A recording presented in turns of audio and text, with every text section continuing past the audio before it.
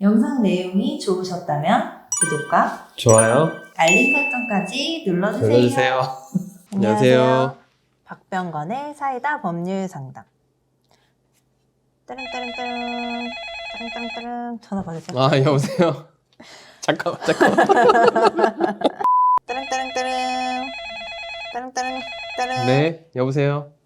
아니 법원에서 돈 갚으라고 한 지가 언젠데 돈 안 갚으세요? 네? 무슨 말씀이세요? 자기도 모르는 사이에 갑자기 이상한 전화를 받았는데 돈을 갚으래요. 그것도 법원에서 판결이 났고 이런 경우가 발생을 했잖아요. 네. 한번 소개를 해주세요. 네, 이제 이런 경우는 이제 공시송달 처분에 의한 판결이 선고된 경우, 이제 공시송달이라는 것은 법원에 공고를 하고 법원에서 송달을 할 서류를 송달한 걸로 가름하는 절차를 말합니다. 그런데 소장 부분, 처음에 이제 소송이 진행이 되면 법원에서 원고가 제출한 소장 부분을 피고한테 송달을 하는데, 피고한테 송달이 안 되는 경우가 있습니다.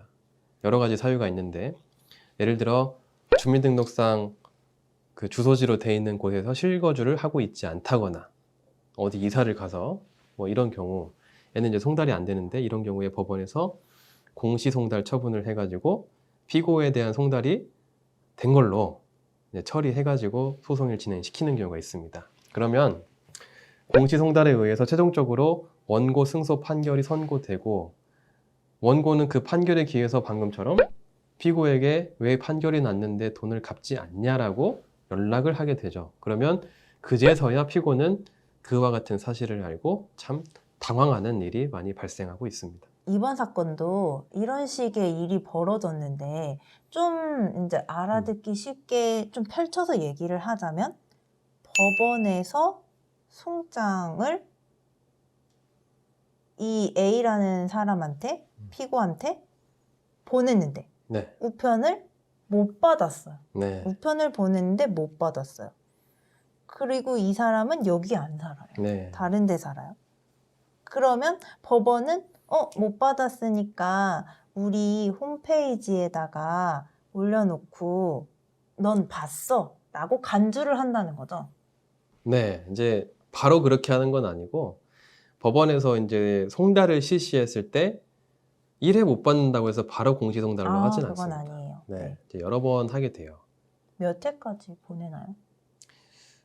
보통 3회에서 4회 정도는 합니다.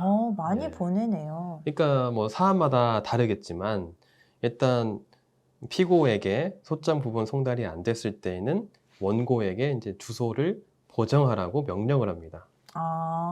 이게 이제 주소 보정 명령이라고 하는데, 네. 그러면 원고가 이제 피고의 주민등록 초본도 떼볼 수 있고 그런 행위를 할 수가 있어요. 그러면 초본에 나오는 주소로 다시 또 송달을 실시하는데 또 안 될 수도 있죠. 그러면 이 사람이 그 여러 가지 사유가 있겠지만, 예를 들어 뭐 주간에는 일하러 나가서 집에 없을 수 있으니까 야간에 송달해 달라고 할 수도 있고, 또 평일에 송달이 어려우면 휴일에 송달을 실시해 달라고 할 수도 있어요. 이제 이런 걸 우리가 특별 송달이라고 하는데, 이런 여러 가지 송달 방법을 다 써도 도저히 피고에게 송달이 불가능하다. 그러면 법원에서 이제 공시송달 처분을 하는 경우가 있는 겁니다.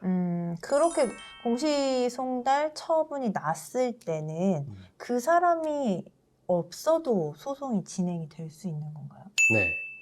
자, 공시송달 처분을 하게 되면 피고에 대한 송달은 다 공시송달로 하게 돼 있습니다. 그러면 처음에 소장 부분부터 출석 통지서, 뭐 판결문 등등의 법원에서 피고에게 보낼 서류가 모두 공시된 걸로 공시해서 송달이 된 걸로 처리가 되는 거죠.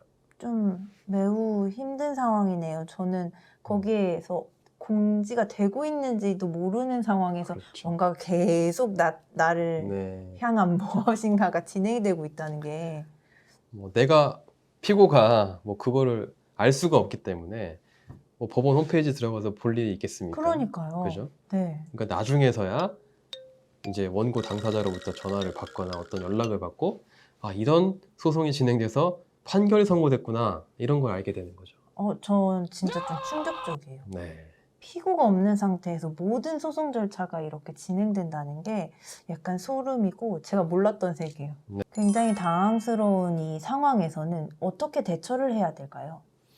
네, 이런 경우에 이제 피고 측에 항소할 수 있는 기회를 주기 위해서 우리가 추후 보완 항소를 인정하고 있습니다. 그건 어떤 제도인가요? 이제 방금 이 단어를 보시면 알겠지만 추후, 네. 나중이죠. 네. 보완해서 항소할 수 있다. 추후 보완 항소. 그러니까 원칙적으로는 판결이 선고되고 판결문 정본을 송달받으면 그 송달받은 날로부터 2주 내에 항소를 제기해야 돼요. 네. 이건 불변이 아니라 그 2주 내에 항소를 못하면 그대로 1심 판결이 확정이 되는 건데 아까 공시송달로 판결문이 송달이 되면 네. 2주 그냥 지나잖아요. 그렇죠. 공시송달 효력이 발생한 때로부터 2주가 지나면 항소기간 도과한 걸로 처리가 되고 1심 판결 확정이 되는 건데 그 뒤에 이 사실을 알게 된 피고 측에게 기회를 주기 위해서 당사자에게, 그러니까 피고에게 책임질 수 없는 사유로 인해서 송달이 불능되고 공시송달로 재판이 진행이 됐다면 추후에 보완해서 항소할 수 있는 기회를 주겠다라고 해서 이제 추후 보완 항소라는 걸 인정하고 있는 거예요. 이번 사건에서는 그러면 추후 보완 항소가 들어갔던 거네요. 네, 제가 최근 맡았던 사건도 이와 같은 사례에서 1심 판결이 있는 걸 피고가 전혀 모르다가 원고 측에 전화를 받고 알아가지고 추후 보완 항소를 진행하고 인용이 돼서 진행된 항소심에서 최종적으로는 원고의 피고에 대한 청구를 기각시키는 그런 성공적인 판결을 받았던 사례가 있었는데요. 이 경우에는 이제 추후 보완 항소를 하기 위해 갖춰줘야 될 요건들이 있습니다. 네, 요건이 많이 있나요? 가장 핵심적인 것은 1심에서 송달이 불능되고 공시송달이 이루어졌는데 그런 공시송달, 그러니까 송달이 불능된 거에 대해서 피고의 책임이 아니라고 볼 수 있는 사유가 인정이 돼야 됩니다. 그래서 그 피고가 책임질 수 없는 사유로 인해서 송달을 받지 못한 게 소명이 된다면 이 추후보완 항소는 인용이 돼서 항소심 재판을 받을 수 있게 되는 겁니다. 이번 사건에서는 그 거주지에 지금 실제 거주하지 않으셨던 거죠? 네, 이 사건 지금 피고는 주민등록 초본상의 주소지는 따로 있었고 타지로 이전해서 살았었는데 이 전입신고를 안 한 거죠.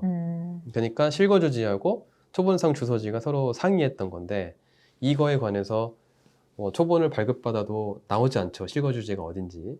그렇기 때문에 원고가 법원에 보정명령을 받아서 초본도 떼보고 아까 특별송달 여러 번 신청했어도 송달이 안 된 거죠. 그래서 결국은 공시송달로 1심 원고 승소 판결이 났다는 사안입니다. 이거는 살면서 사람들이 누구나 겪어볼 범직한 상황이거든요. 모르는 상황에서 내가 소송에 휘말려 있다는 그런 상황에 처했을 때 당황하고 아무 조치를 하지 않게 되면 기한은 더 지나가는 거기 때문에 그렇죠. 변호사의 조력을 받아서 이거를 어떻게 처리할 수 있는지를 도움받아 가셨으면 좋겠습니다. 이런 경우에 당황하지 마시고 추후보완 항소 등을 진행해서 본인의 권리를 찾을 수 있기를 바라겠습니다. 시청해주셔서 감사합니다. 감사합니다.